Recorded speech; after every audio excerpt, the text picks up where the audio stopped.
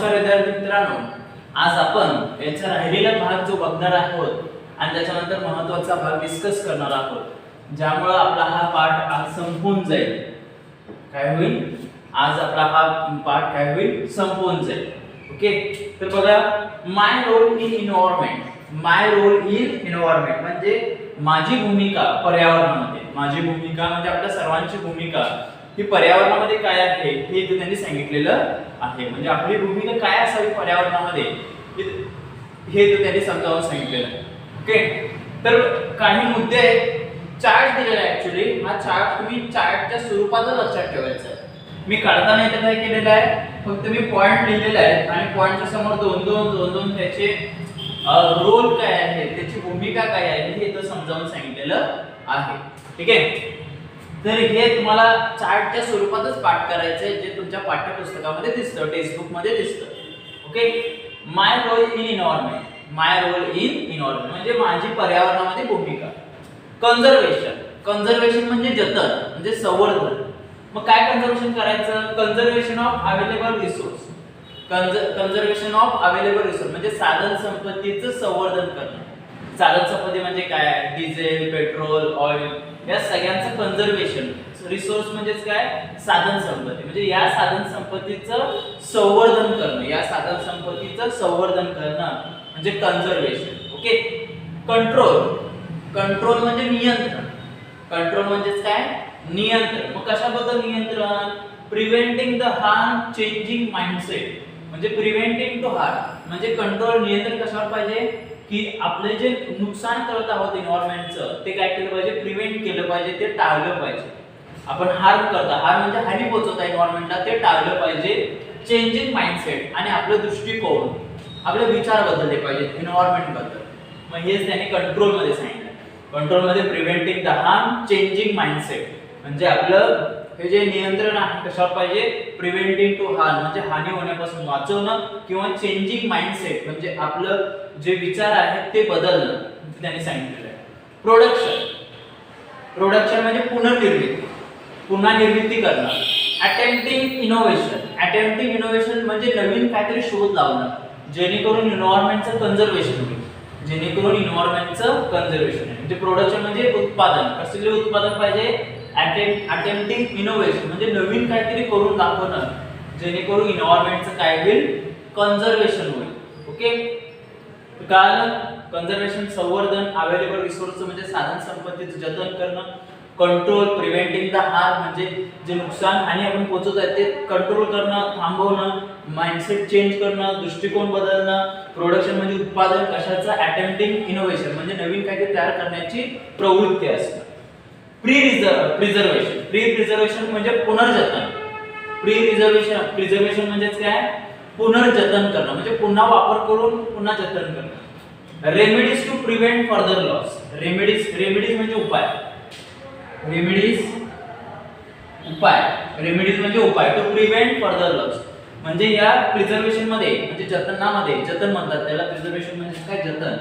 म्हणजे जतनामध्ये काय करायला लागणार आपल्याला? Remedies to prevent further loss म्हणजे पुढे आणि नुकसान होऊ नये म्हणून त्याच्यावर उपाय करणं. पुढे जाऊन एन्व्हायरमेंटचं आणि नुकसान होऊ नये म्हणून त्याच्यावर काय करणं? उपाय करणं. ओके, म्हणजे remedies to prevent further loss म्हणजे पुढची हानी टाळण्यासाठी त्याच्यावर काय उपाय करता येतील का? हा प्रिझर्वेशन मध्ये दिले. प्रिव्हेंशन. प्रिव्हेंशन म्हणजे प्रतिबंध. प्रिव्हेंशन म्हणजे प्रतिबंध म्हणजे थांबवणं पूर्णपणे. Preventing possible harm. Preventing possible harm म्हणजे आपल्याला जे वाटणार आहे की बाबा एवढी हानी होणार आहे ती काय करायची? ती टाळायची किंवा ती त्याच्यावर प्रतिबंध करायचा. ती टाळायची किंवा त्याच्यावर प्रतिबंध करायची. Preventing possible harm. Preventing possible harm म्हणजेच काय? जे नुकसान होणार आहे त्याला वाचवणं. अवेअरनेस. अवेअरनेस म्हणजे जागरूकता. अवेअरनेस म्हणजेच काय? जागरूकता. मग जागरूकता कुठून तयार होईल लोकांमध्ये? एज्युकेशन म्हणजे शिक्षणामुळे होईल. गायडन्स चांगलं मार्गदर्शनामुळे. ऑर्गनायझेशन विविध संस्था जसं आपण काल बघितलं होतं. व्हॉलंटियर ऑर्गनायझेशन आणि इंटरनॅशनल ऑर्गनायझेशन म्हणजे स्वायत्त व स्वयंसेवी संस्था आणि आंतरराष्ट्रीय संस्था म्हणजे असे असले अवेअरनेस पाहिजे तुमच्यामध्ये लोकांमध्ये. मग ते अवेअरनेस कुठून येतं? एज्युकेशन मधनं येईल, गायडन्स मधनं येईल, मार्गदर्शनामधनं येईल, ऑर्गनायझेशन मधनं येईल. प्रत्येकी 2-2 पॉइंट तुम्हाला चार्ट जर परीक्षेला दिला 2-2 पॉइंट तुम्हाला लिहायचे आहेत. तुम्ही टेक्स्ट बुक मध्ये बघू शकता. समजलं? कन्झर्वेशन संवर्धन, कंट्रोल नियंत्रण, प्रोडक्शन पुनरुत्पादन, प्रिव्हेन्शन जतन, प्रिझर्वेशन जतन, प्रिव्हेन्शन प्रतिबंध हे दोन्ही सारखे झाले. आणि प्रिझर्वेशन आहे हे प्रिव्हेन्शन आहे. हा प्रिझर्वेशन म्हणजे जतन, प्रिव्हेन्शन म्हणजे प्रतिबंध, अवेअरनेस म्हणजे जागरूकता. समजलं? रेमेडीज म्हणजे उपाय. पुढं हॉटस्पॉट ऑफ बायोडायव्हर्सिटी. हॉटस्पॉट म्हणजे जैवविविधतेचं ठिकाण म्हणजे संवेदनशील जैवविविधतेचे क्षेत्र. हॉटस्पॉट म्हणजे संवेदनशील जैवविविधतेचे क्षेत्र. हॉटस्पॉट म्हणजे संवेदनशील म्हणजे महत्त्वाचे असे स्पॉट म्हणजे क्षेत्र कोणाचे? बायोडायव्हर्सिटी म्हणजे जैवविविधतेचे संवेदनशील क्षेत्र. 15.7% एरिया ऑफ अर्थ is 34 highly sensitive biospheric spot are in the world. म्हणजे काय?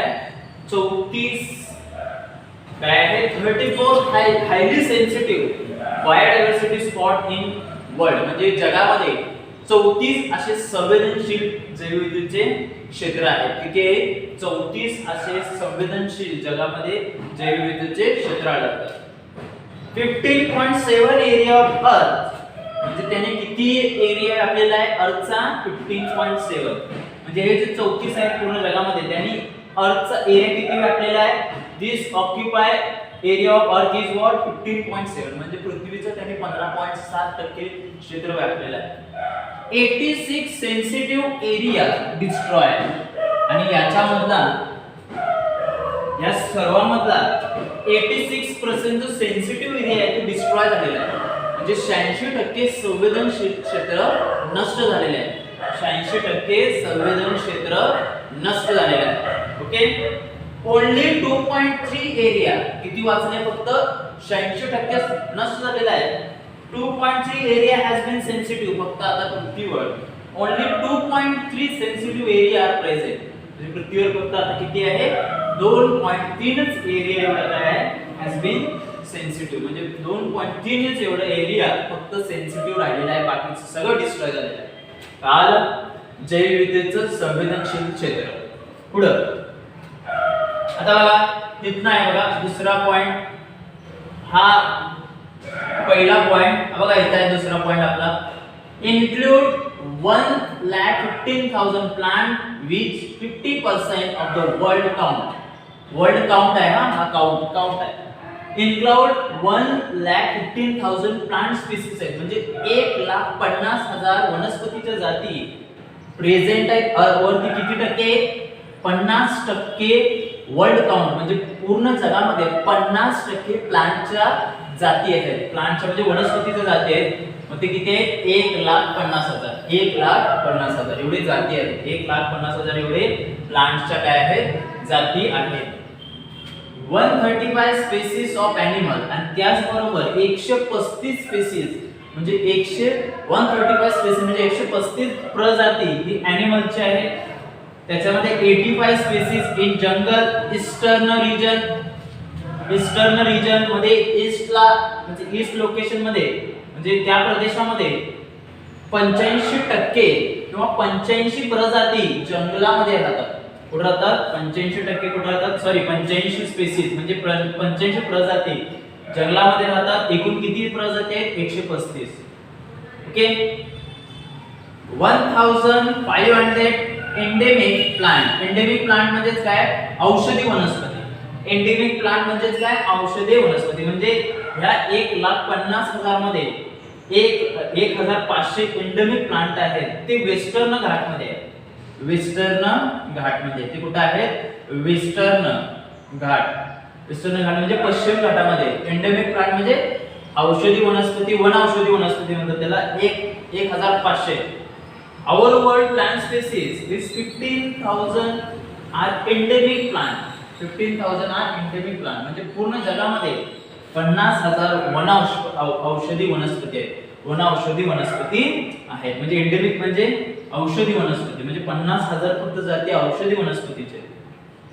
मानस सँच्युरी हा आसाम मधला तुम्हाला माहिती आहे, मानस सँच्युरी नावाचा एक आसाम मधलं अभयारण्य म्हणतात मानस. तिथं डॅम तयार केलेले, डॅम म्हणजेच काय, धरण तयार केलं. तर धरणामुळं तिथं काय झालेलं आहे, हा खरं तर इथं टायगर जास्त राहतात, वाघ जास्त राहतात, पण त्या डॅम बांधल्यामुळं काय झालेलं आहे, तिथल्या मानस सँच्युरी मध्ये जे वाघाची संख्या आहे ती कमी होत चालली आहे. ते कुठे आहे, आसाममध्ये.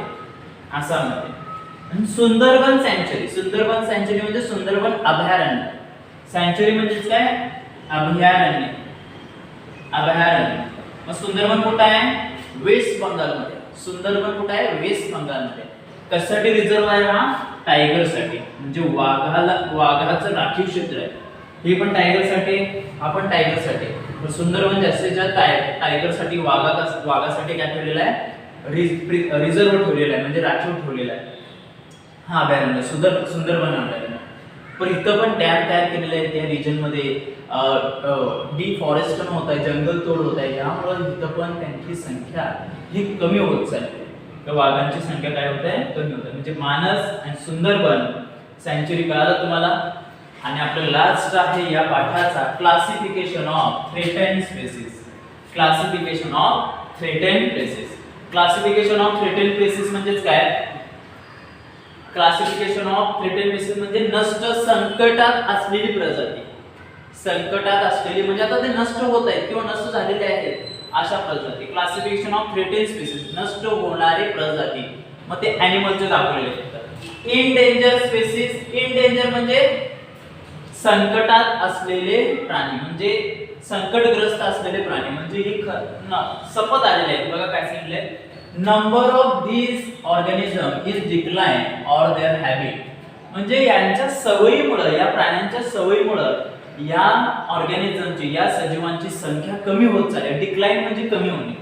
डिक्लाइन म्हणजे काय होणं, कमी होणं. डिक्लाइन म्हणजे काय होणं, कमी होणं. ऑर देअर हॅबिट, हॅबिट म्हणजे त्यांच्या सवयीमुळे या इनडेंजर म्हणजे संकटग्रस्त प्रजाती म्हणतात त्याला. काय म्हणतात, संकटग्रस्त प्रजाती. नंबर ऑफ ऑर्गॅनिझम म्हणजे हे सजीव डिक्लाइन होत आहेत दिवसेंदिवस, म्हणजेच काय, यांची संख्या कमी होत आहे त्यांच्या सवयीमुळे.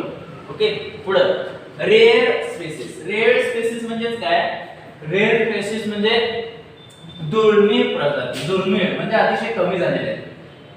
दुर्मिळ प्रजाती अतिशय काय झाले, कमी झाले. कन्सिडर्ड टू बी डिक्लाइन म्हणजे काय, हे नष्ट झालेले आहेत असं समजलेलं आहे.